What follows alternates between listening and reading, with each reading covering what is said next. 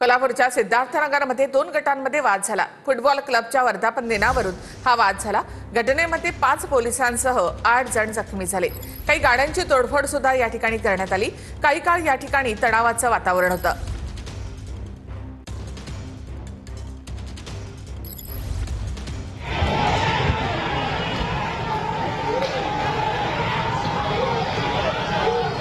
आपल्याच स्थिती under control होती आणि शांतता होती। आज पण सगळ्यांना आवाहन करतो की वाहाच्या वेळी पडू नये। पूर्णपणे शांतता आहे। स्थिती रात्रीच अंडर कंट्रोलमध्ये होती आणि त्या अनुषंगाने आम्ही एक गुन्हा दाखल केलेला आहे आणि पुढचे तपास चालू आहे।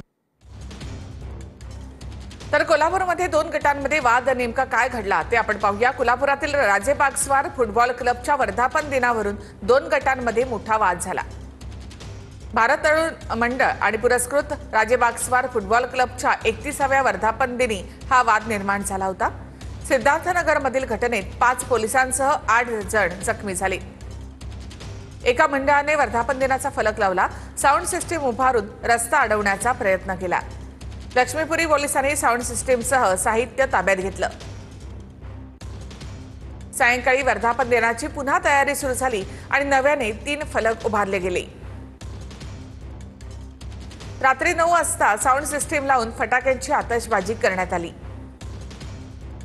रात्री 9:30 वाजता 2 गट एकमेकांच्या समोर आले आणि दगडफेकीला सुरुवात झाली। वाहनांची तोडफोड आणि जाळपोळ या ठिकाणी करण्यात आली।